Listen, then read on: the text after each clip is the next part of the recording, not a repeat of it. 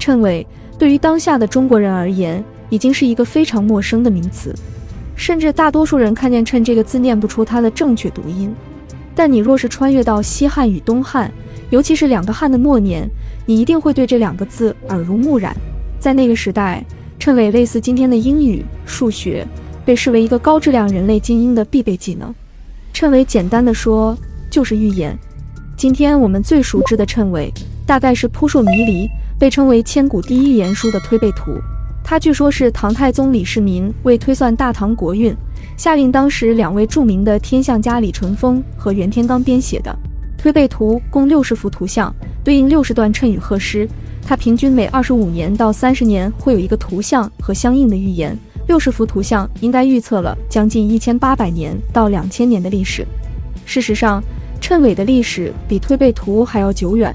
中国历史每隔数百年都会有类似内容的谶纬出现，以至于很多皇帝权臣一听见谶纬2字就会害怕的发抖，或是兴奋的发狂。所以到了隋朝末年，隋炀帝一朝即位，就派人到四方巡视，但凡发现所谓谶纬之书，全部要烧掉。藏匿不报的，一旦被举报，往往就是死路一条。然而正是隋炀帝自己在开凿大运河之后，坐着漂亮的凤舫下扬州时，忽然文思泉涌，写下一首诗：3月3日到江头，正见鲤鱼波上游。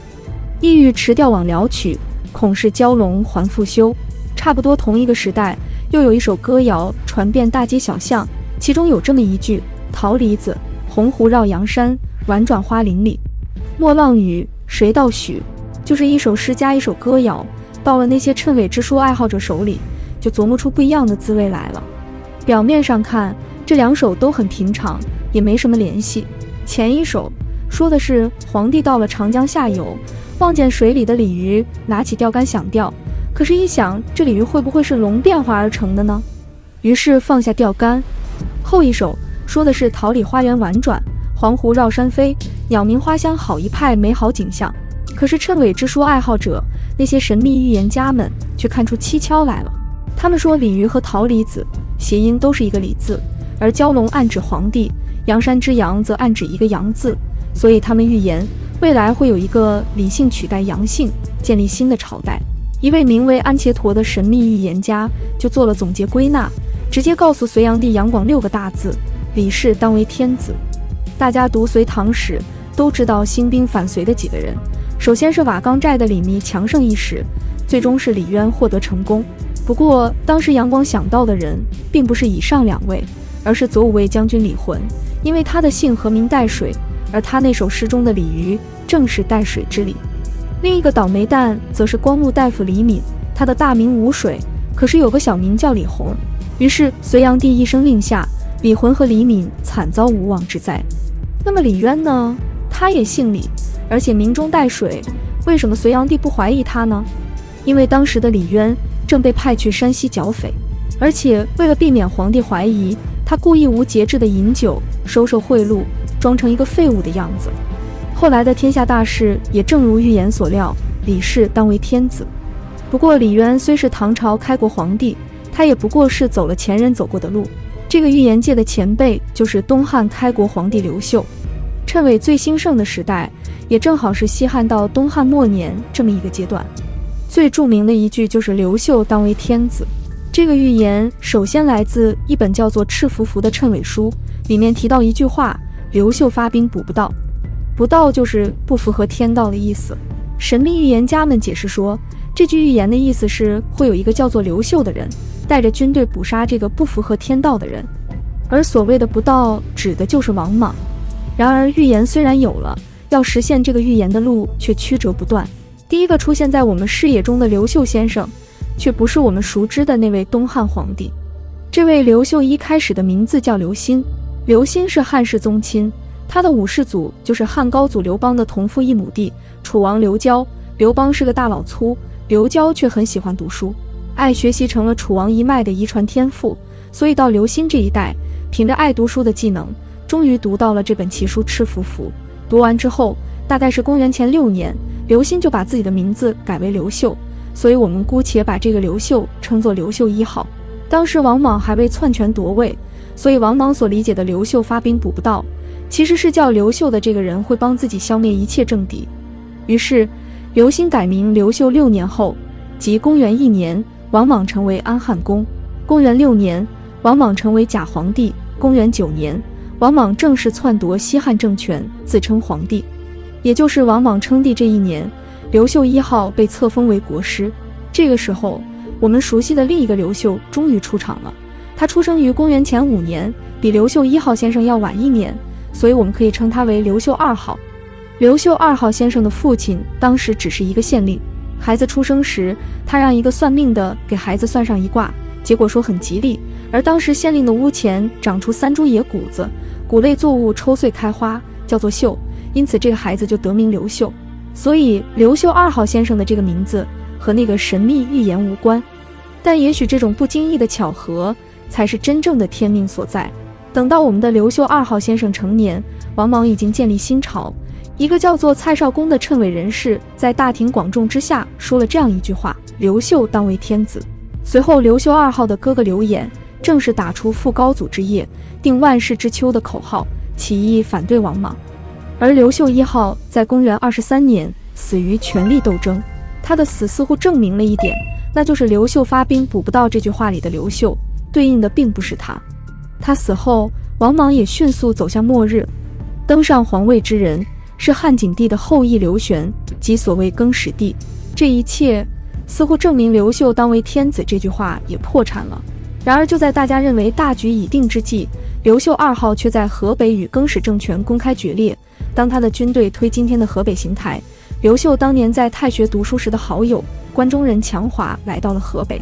当年刘秀、邓禹在长安太学读书时认识了2个朋友，一个是叫做严光的隐士，另一个就是强华。这4个人当时据说在学术上各有所长，刘秀是尚书，邓禹是诗经，严光是左传，而强华一心扑在了谶纬书的研究上。而偏偏这个时候，强华递给刘秀一本书，即《赤符符》。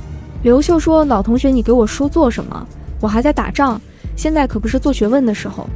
强华同学于是便念了书中这样一句话，即之前刘歆的研究成果，刘秀发兵捕不到。强华说：之前那个刘秀失败了，因为他是冒充的，你会成功，因为你是正牌刘秀。就因为这句话，没多久，刘秀就在大家的竭力劝说下，终于勉为其难地当上皇帝，即光武帝。你瞧瞧，西汉灭亡之后，先后走上帝位的3个人，从王莽到绿林军所立的皇帝刘玄，再到赤眉军所立的刘盆子，最后为什么都不成功呢？按照强华的解释，就是因为他们不是刘秀。只有刘秀身负重整乾坤的天命，这就是谶纬的力量。谶这个字，左边是个言，右边这个字形是用割收割山里的野生韭菜，所以谶字最初的意思就是说要大量割韭菜，然后割韭菜引申为割人头，所以又有了说要大量杀戮的意思，随即引申为即将发生大屠杀的预言，最后保留的是预言这个含义。而纬这个字本意是织物的横线，竖线则叫做经，古人就拿经纬这2个字来比喻一种秩序，谶和纬合起来就是对世界秩序的预言。所以谶纬这个词天然与改天换地、朝代更迭有关。所谓对世界秩序的预言，说到底就是预测谁会当皇帝。但是事实上，就是因为这样一个历程，光武帝刘秀认识到谶纬这个东西太好了，它可以证明自己能夺取天下完全是天意，具有充足的合法性，自己是如假包换的真龙天子，那么他的子孙后代就可以延续这份天意，将汉室江山传承下去。然而谶纬是一把武器，它可以拿在自己手上，也可以拿在别人手上。东汉以后，谶纬成了一门人人都会、人人都用的显学。比如董卓，他要推动汉室迁都长安，打的也是谶纬这面旗帜。他声称有一本时包谶上写汉室已徙都长安。他提到的时包谶，虽然我们现在无法知晓作者是谁，写于何时，但可以肯定这是汉朝诸多谶纬书的一本。董卓拿它当依据，可见这本书也自有它的分量。再比如出身名门的袁术，他拿出一本春秋谶，指着其中一句待汉者当屠高也，做出如下一番解读。这句话里的屠是路途的途，也就是公路的意思，而袁术的字就是公路，所以得出结论，待汉者袁术也。代汉者当屠高是一个流传很广的寓言，早在《后汉书》中就出现过。两汉之际，公孙述割据四川，他也很相信谶纬书。当时他在一本叫做《陆运法》的谶纬书里找到这么一句：废昌帝，立公孙。于是就以汉朝的继承者自居，认为姓刘的不行了，该姓公孙的上了。于是刘秀写信给他，说陆运法不靠谱，春秋谶才权威。看过春秋谶吗？书上说代汉者当屠高，你难道是当屠高吗？结果公孙述真的输了。后来东汉末年的袁术也拿出了这句老掉牙的预言，声称自己天命所归。但事实证明袁术也是错的。最后当曹丕要夺汉献帝的皇位时，曹家这边的人终于找出了理由，一是魏这个字有巍峨宫阙的意思，而巍峨不就是高的意思吗？所以当屠高就是汉朝应该把地位交给魏。另一种说法，当屠高就是当官掌权的意思，而曹家的曹，古代用来指分科制事的官署和部门，如刑曹、兵曹、公曹，所以当屠高就是把地位交给当官掌权的曹家。时代虽然不同，情节的内核却总会有几分相似。到后来，唐朝李世民时期，太史令李淳风有关于女主昌，以及唐三世之后，女主武王带有天下的谶纬。于是李世民疑神疑鬼，最后锁定李君羡，将其处死。赵匡胤陈桥兵变前夕，有谶纬书预言了，点检做天子。直到元朝末年，还有莫道时人一只眼，挑动黄河天下反这样的民谣，其实说到底也是一种谶纬。今天的我们已经很难说清这些预言究竟是一种神秘力量，还是一种自我实现的预言。所谓自我实现的预言，就是充分发挥信念的力量，由于相信自己能成功，所以不会半途而废，于是最后真的实现了成功。不过一个人的命运，除了靠自我奋斗，也要考虑到历史的形成，二者缺一不可。那些时代的幸运儿，是在对的时机做了对的事，才能永立于历史的潮头，做出一番改天换地的壮举。